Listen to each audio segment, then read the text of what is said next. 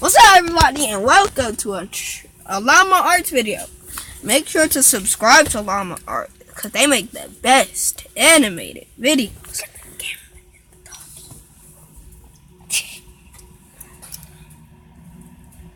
No, I know why you don't want to look at the camera. What happened? Subscribe if you're new.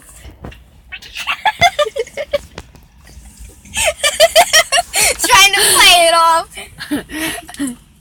Alright, yeah, subscribe if you're new, and like if you like this video. But what if the people are old? They don't have to subscribe? Just say everybody please subscribe. Everybody, please subscribe. Ew, you have the same thing as me. Alright, let's get it started. Llama Arts.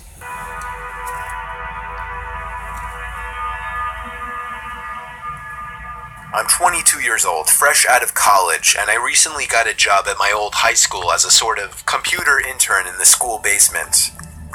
The basement of the school is very messy and disorganized, but there is a small 3-person office that's actually very nice down there. It has... Oh my god!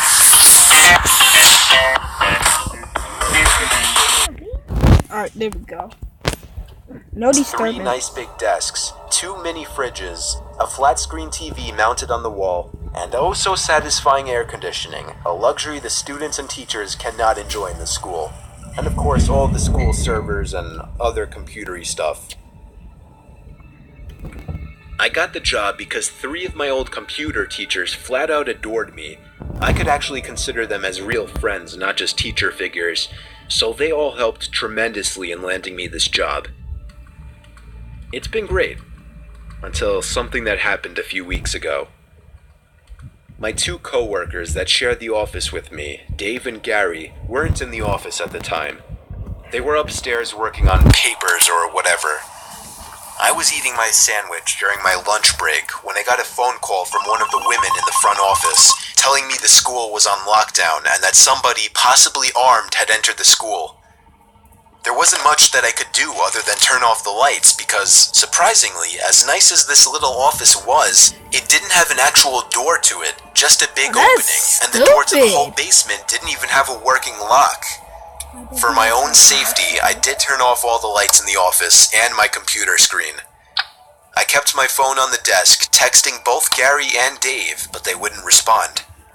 I sat down there in the dark, playing games on my phone for like 20 minutes, waiting for the call from up front to tell me to resume working. I had no idea what was happening. I couldn't hear what was going on upstairs from down here. Sneaks up behind but I was not allowed to make any calls until I was informed that the lockdown was over. Then, the noisy basement door opened. As the creaking echoed across the basement and into my office, I sat up from my seat, wondering if I should call out Gary or Dave. Hi. I was eager to get some info from them. Someone then came running down the stairs, and their footsteps were approaching my heck I no! pushed away my chair and crawled under my desk. Somebody entered the office, but did not turn on the lights. There was just silence. I can't even describe the fear I was experiencing. I felt like if I made one sudden noise, I'd be a dead man. Suddenly, my phone dinged as I got a text message. I felt my entire world shrivel up and die at that one moment as I clenched my teeth in fear. Footsteps suddenly moved closer to me until I finally dove out from under the desk in capitulation, begging whoever it was not to kill me. And just then, someone grabbed my arm and pulled me up. It was some guy in a red plaid button-up, jeans, and a reddish-black cap. He told me, "It's okay, I'm just down here hiding with you." "What's going on up there?" I whispered to him. He kind of ignored my question and asked me if there's an exit down here. I told him, "Yeah, around that way." Why'd you not go out at Do first? anything else, I asked him, "Who are you?" There was a brief moment of silence before he started explaining he was coming in to pick up his son when a teacher told him to hide. After his explanation, I checked my phone and saw the text I received was from Dave. It said, Dude, this is fucking crazy. Some guy with a gun shot Mr. Buckley. He's wearing a red shirt and hat. Whatever you do, don't come upstairs. I was about to reread that text out loud to the man, until I realized. I looked up, and felt my stomach sink. The man seemed to catch on to my suspicious stare. Panicking, all I could think to do was to run for the upstairs. A gunshot echoed through the basement, and I could hear the bullet ricochet off something metal in the darkness. But thank God the bullet missed me, and I made it upstairs.